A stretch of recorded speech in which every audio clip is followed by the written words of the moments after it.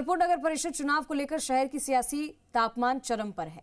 निकाय चुनाव की सरगर्मियों के बीच सभी राजनीतिक दलों में टिकट पाने की होड़ मची हुई है। सबसे दिलचस्प मुकाबला भारतीय जनता पार्टी के खेमे में देखने को मिल रहा है, जहां इस बार उम्मीदवारों के चयन में कड़े मापदंड तय किए गए हैं। पार्टी उम्मीदवारों की छवि और पार्टी की प्रति निष्ठा को भी एक बड़ी कसौटी मानकर उम्मीदवारों के चयन में फूंक फूंक कर कदम रख रही है। देखिए रिपोर्ट।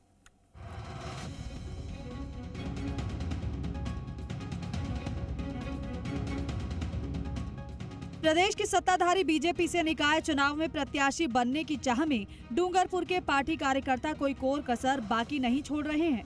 डूंगरपुर नगर परिषद के कुल 40 वार्डों में चुनावी बिगुल बजते ही दावेदारों की कतारें लंबी हो गई हैं। अब तक बीजेपी संगठन के पास 250 से ज्यादा कार्यकर्ताओं ने चुनाव लड़ने के लिए अपने दावे ठोके हैं, लेकिन इस बार बीजेपी ने स्पष्ट कर दिया है कि किसी भी गॉडफादर के दखल या सिफारिशी चिट्ठी के आधार पर टिकट का वितरण नहीं होगा। टिकट वितरण को निष्पक्ष बनाने के लिए संगठन ने एक त्रिस्तरीय कसौटी तैयार की है। जिला संगठन प्रभारी वीरेंद्र सिंह चौहान, चुनाव प्रभारी वंदना मीणा, जिला अध्यक्ष अशोक पटेल की मौजूदगी में आवेदनों की बारीकी से स्क्रूटनी की जा रही है। हमारे पास जितने भी आवेदन आए उसमें अनुभवी लोगों के ही ज्यादा है, कार्यकर्ताओं के, और उसमें हमने प्रायोरिटी ये रहेगी कि नए को भी मौका मिले, दूसरे कार्यकर्ताओं को भी मौका मिलना चाहिए, और उसको भी हमने प्रायोरिटी में रखा कि हर कार्यकर्ता को अवसर मिले।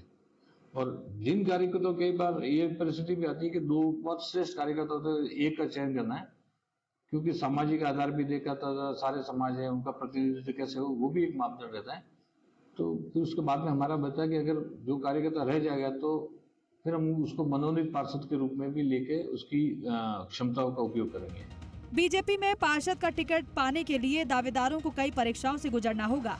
पहला है पार्टी का सीक्रेट सर्वे, जो बीजेपी अपने स्तर पर बाहरी टीमों से वार्डों में करवा रही है ताकि जन स्वीकार्यता का सही आकलन किया जा सके। दूसरा है ग्राउंड वर्क, स्थानीय स्तर पर कार्यकर्ता की छवि और जन समस्याओं पर उनकी पकड़। और तीसरा है सोशल मीडिया एक्टिवनेस, यानी ऑनलाइन प्लेटफॉर्म्स पर दावेदार की सक्रियता और जन संवाद क्षमता को भी टिकट का एक बड़ा आधार माना जा रहा है। बाहर के जो है इस नगर परिषद के बाहर के क्षेत्र के जो प्रमाणिक कार्यकर्ता थे उनको वार्ड का प्रभारी बनाया। वो प्रभारी और संयोजक के बाद में उनको ये बताया कि आपको वार्ड में बैठक करनी है, तो उन्होंने इस प्रक्रिया में बैठकें की।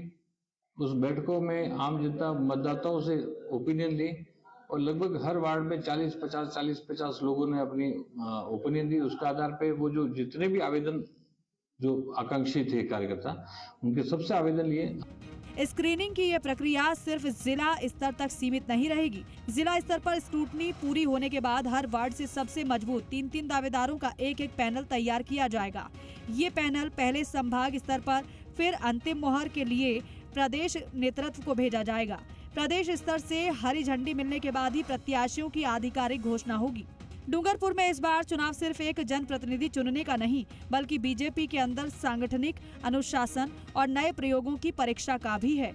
सिफारिशी व्यवस्था पर ब्रेक लगाकर सर्वे और मेरिट को तरजीह देने की इस पहल से जहां समर्पित कार्यकर्ताओं में उत्साह है, तो वहीं पैराशूट लैंडिंग की उम्मीद लगाए बैठे नेताओं के समीकरण बिगड़ते दिख रहे हैं। ऐसे में देखना ये दिलचस्प होगा कि टिकटों के इस कड़े इम्तिहान के बाद कौन कौन से चेहरे चुनावी मैदान में बाजी मारते हैं। अखिलेश शर्मा, जी मीडिया, डूंगरपुर।